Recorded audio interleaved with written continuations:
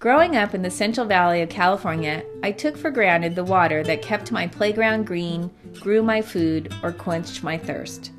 As a child, I recall stories of how the valley once was, a giant wetland, covered by hundreds of miles of marshes and lakes, filled with waterfowl and herds of tule elk. The water that once covered this great valley hundreds of years ago comes primarily from the Sierra Nevada mountain range. As a young adult, I began my natural resources career in the southern Sierras.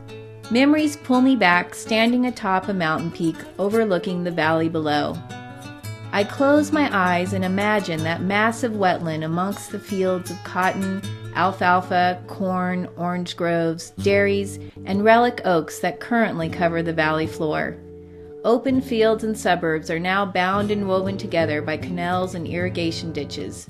The water that once fed a giant wetland now feeds a tapestry of agricultural, industrial, and municipal development. Family ties and career moves pulled me north into the Sacramento Valley at the northern end of the Great Central Valley, where I followed the California Aqueduct to its source in the northern Sierras. Now, as the watershed coordinator for the Feather River Coordinated Resource Management Group, I have come to fully understand and appreciate the value of water.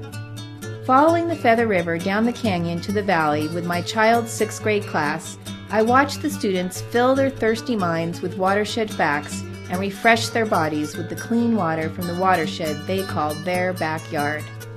It never ceases to amaze me how few Californians know where their water comes from. Other parents on the watershed field trip comment on how they never gave a second thought about where their water came from. Afterwards, I hear them boast about living in the Feather River watershed, the headwaters of the State Water Project that delivers water to over 23 million Californians.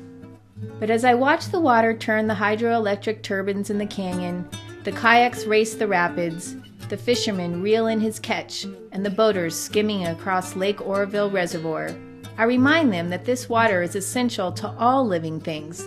It is the blue gold of the Sierras, and as residents of this watershed, we should act as stewards of this precious treasure. Not just those living in the lifeblood watersheds of the state, but all California residents should know and acknowledge the true value of their water. Let's not squander this vital resource, but help protect, restore, and conserve the water of California, because water is the thread that binds our livelihood.